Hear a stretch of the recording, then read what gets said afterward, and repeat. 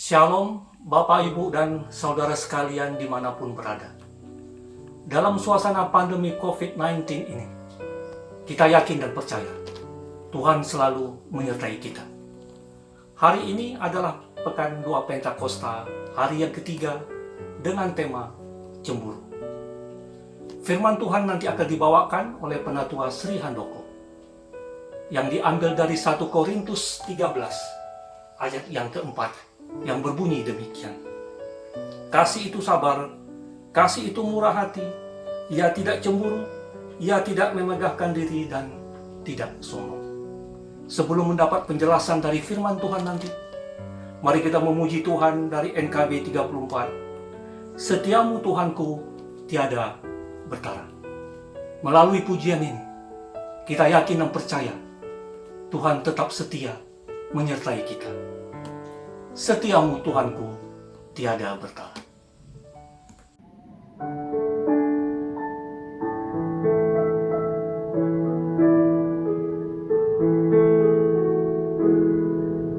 Setiamu Tuhanku tiada bertara, dikala suka di saat gelap. Kasih-Mu Allahku tidak berubah, Kaulah pelindung abadi tetap. Setiamu Tuhanku mengharu hatiku, setiap pagi betapa jelas. Yang ku perlukan tetap Kau berikan, sehingga aku pun puas lelas. Mari kita bawa dalam doa untuk firman Tuhan yang akan disampaikan. Terpujilah Tuhan, Allah yang kami kenal dalam nama Tuhan Yesus. Kami mengucapkan syukur atas anugerah dan kebaikan Tuhan yang mengumpulkan kami di tempat kami masing-masing untuk mendengar firman-Mu, memuji nama-Mu, beribadah di hadapan Tuhan. Sucikan dan kuduskan kami. Ampuni segala dosa-dosa kami, supaya kami layak mendengar firman-Mu, dan kami layak berada di hadapan Tuhan yang Maha Kudus. Penatua Sri Handoko yang akan menyampaikan firman-Mu, Tuhan urapi, sehingga kami mengerti akan firman-Mu, dan kami laksanakan dalam kehidupan kami sehari-hari. Terima kasih Tuhan. Dalam nama Tuhan Yesus, kami berdoa dan mengucap syukur. Amin.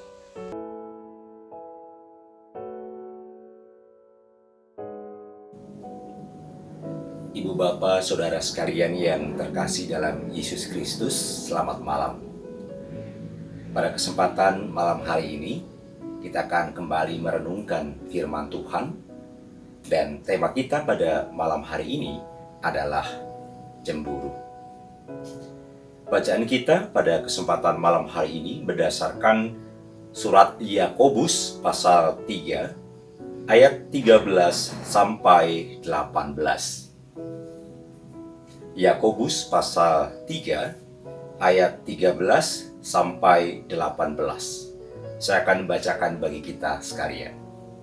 Di bawah perikop hikmat yang dari atas. Siapakah di antara kamu yang bijak dan berbudi? Baiklah ia dengan cara hidup yang baik menyatakan perbuatannya oleh hikmat yang lahir dari kelemah lembutan. Jika kamu menaruh perasaan iri hati dan kamu mementingkan diri sendiri, janganlah kamu memegahkan diri dan janganlah berdusta melawan kebenaran.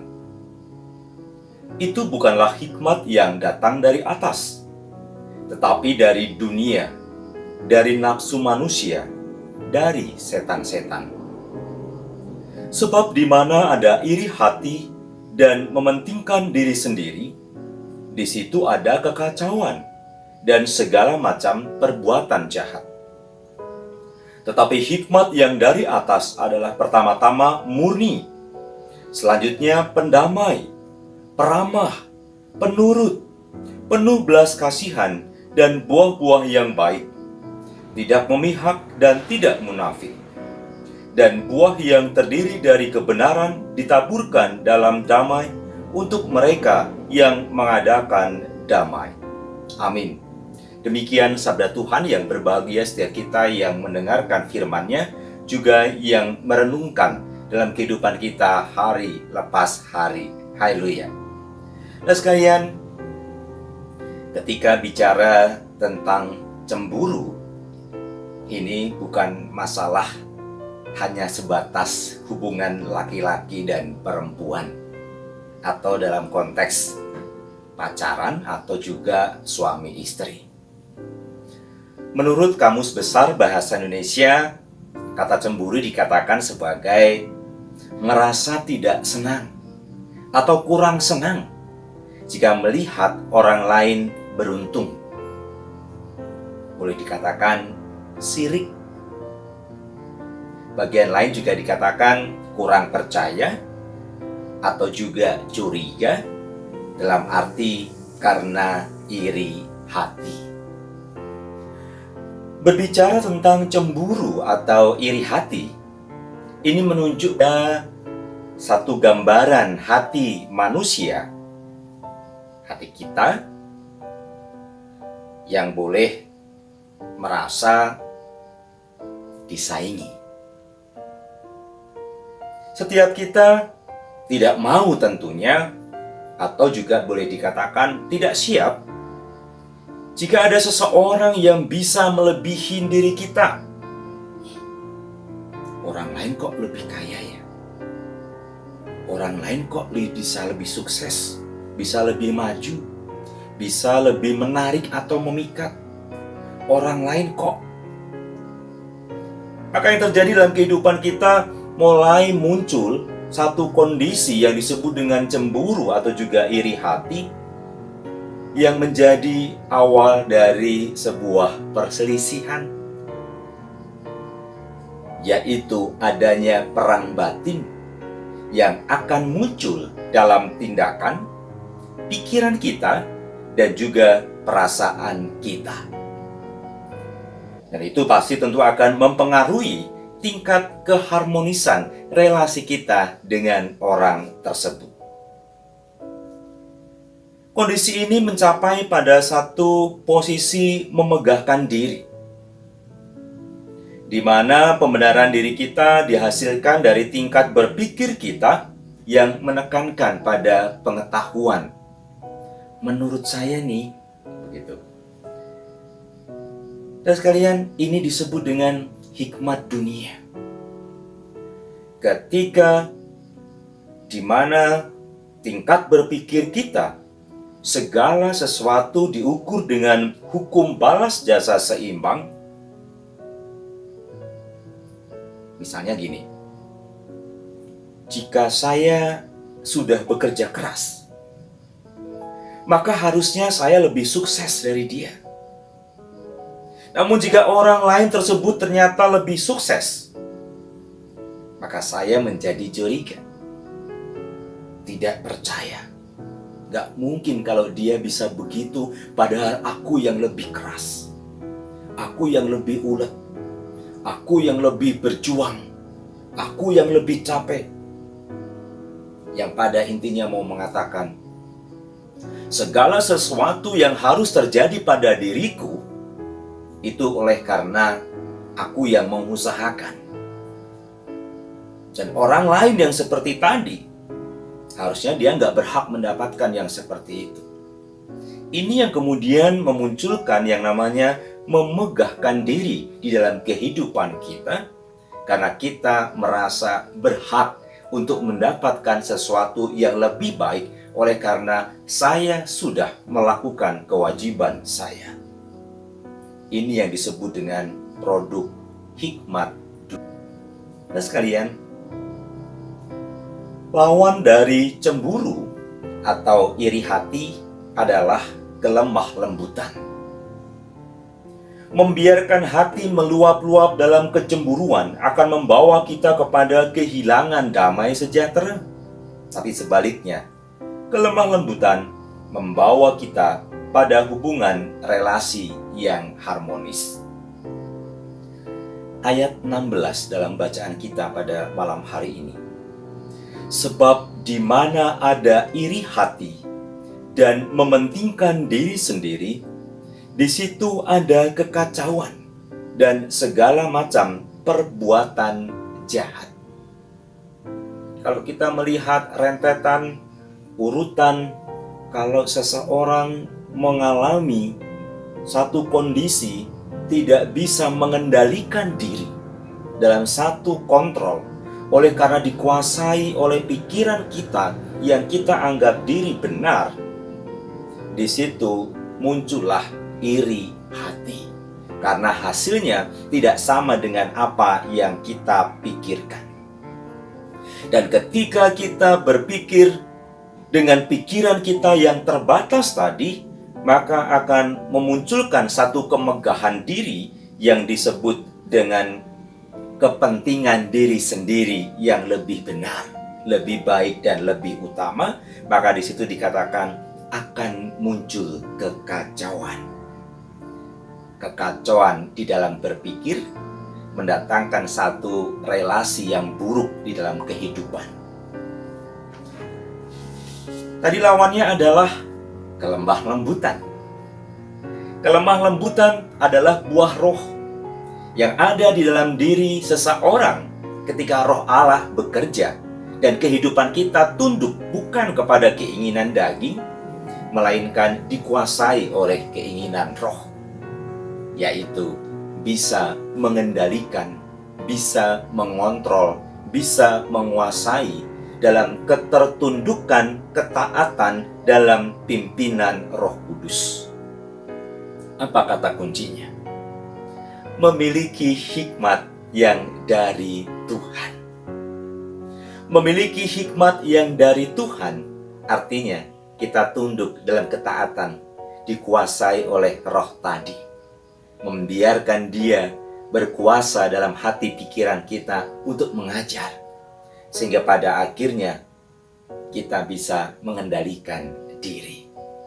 Jangan biarkan mata, telinga, hati dan pikiran kita dikendalikan oleh nafsu dunia, sehingga ukuran hidup kita pun pada akhirnya diukur oleh nafsu dunia. Itu yang dikatakan tadi, muncul kekacauan. Tetapi hikmat Tuhan mengajarkan bisa mengontrol, bisa menguasai dalam ketertundukan, ketaatan dalam pimpinan Roh Kudus. Apa kata kuncinya? Memiliki hikmat yang dari Tuhan. Memiliki hikmat yang dari Tuhan artinya kita tunduk dalam ketaatan, dikuasai oleh roh tadi. Membiarkan dia berkuasa dalam hati pikiran kita untuk mengajar, sehingga pada akhirnya kita bisa mengendalikan diri. Jangan biarkan mata, telinga, hati dan pikiran kita dikendalikan oleh nafsu dunia, sehingga ukuran hidup kita pun pada akhirnya diukur oleh nafsu dunia. Itu yang dikatakan tadi, muncul kekacauan. Tetapi hikmat Tuhan mengajarkan, seperti yang tertulis pada Yakobus 3 ayatnya yang ke-17. Tetapi hikmat yang dari atas adalah pertama-tama murni, selanjutnya pendamai, peramah, penurut, penuh belas kasihan dan buah-buah yang baik, tidak memihak dan tidak munafik. Artinya, tundukkan pikiran kita untuk kita mengerti apa yang sebenarnya terjadi, sehingga yang pada akhirnya membawa pada satu kehidupan kita bisa mengendalikan diri. Tidak semata-mata iri hati dengan apa yang terjadi di tengah kehidupan. Ada catatan pada bagian akhir. Cemburunya kita tidak sama dengan kalau Allah cemburu. Ketika kita cemburu, oleh karena nafsu, oleh karena pikiran kita yang tidak terkontrol, yang tidak terkendali, yang kita biarkan mengajarkan kita untuk memandang orang lain dengan tidak benar. Tapi ketika Allah cemburu oleh karena kasih-Nya, yaitu karena Allah tidak membiarkan kita mengisi kehidupan kita dengan yang lain yang bukan Tuhan. Dan sekalian, Roh Kudus kiranya menolong kita memiliki hikmat yang datangnya dari Allah, sehingga mampu mengajarkan kepada kita bagaimana mengelola hati dan pikiran kita yang kita wujud nyatakan dalam tindakan, dalam perbuatan, dalam memandang kehidupan bersama dengan sesama. Tuhan menolong kita, Roh Kudus menolong kita untuk bagaimana kita hidup dengan pemikiran yang datangnya dari atas, sehingga kehidupan kita boleh terjalin dengan harmonis. Tuhan memberkati. Amin.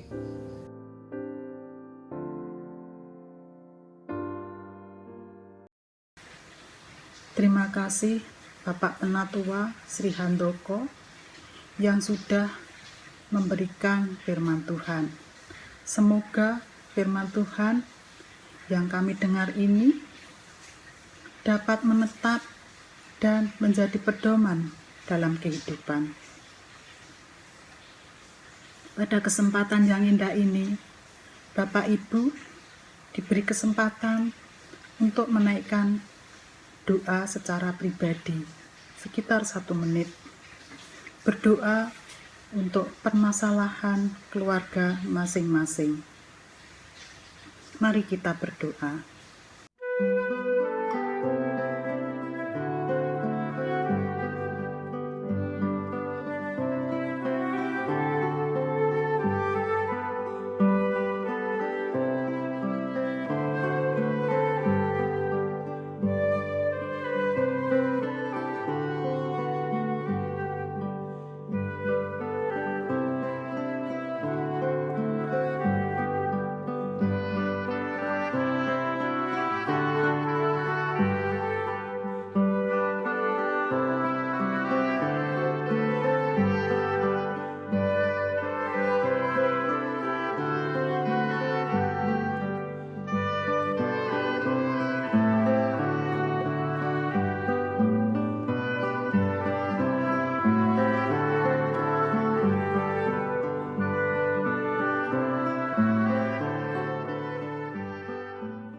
Kami berdoa bagi pemimpin bangsa kami, dari pimpinan terendah hingga tertinggi.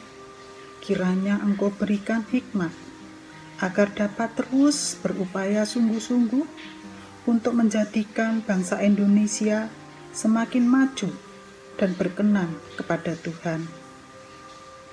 Kami berdoa sebagai bangsa Indonesia, agar dengan keanekaragaman kami, suku, budaya, agama, ras, dan bahasa, kami bisa hidup rukun, damai, sejahtera, dijauhkan dari pertikaian dan perpecahan, sehingga kami dapat mempertahankan negara kesatuan Republik Indonesia ini.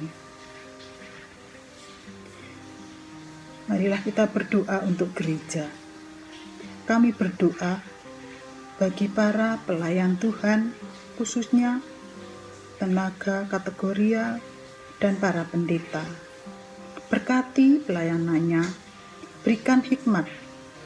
Dengan kekurangannya, Engkau yang memampukan dan melengkapi, agar setiap firman yang diberitakan dimanapun berkenan kepada Tuhan dan menjadi berkat bagi setiap umat. Kami berdoa sebagai umat Tuhan yang mau dipimpin Tuhan, sehingga menjadi semakin dewasa dalam beriman dan berbuah dalam roh dan kebenaran. Di dalam nama Tuhan Yesus Kristus kami naikkan doa ini. Marilah bersama-sama kita berdoa Doa Bapa kami. Bapa kami yang ada di surga, dikuduskanlah namamu, datanglah kerajaanmu, jadilah kehendak-Mu di bumi seperti di surga. Berilah kepada kami pada hari ini makanan kami yang secukupnya, dan ampunilah kami akan kesalahan kami, seperti kami juga mengampuni orang yang bersalah kepada kami. Dan janganlah membawa kami ke dalam pencobaan, tapi lepaskanlah kami daripada yang jahat, karena Engkaulah yang punya kerajaan dan kuasa dan kemuliaan sampai selama-lamanya. Amin.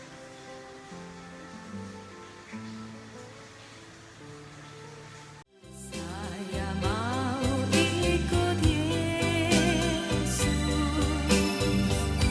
sampai selama-lamanya. Saya mau ikut Yesus sampai selama-lamanya.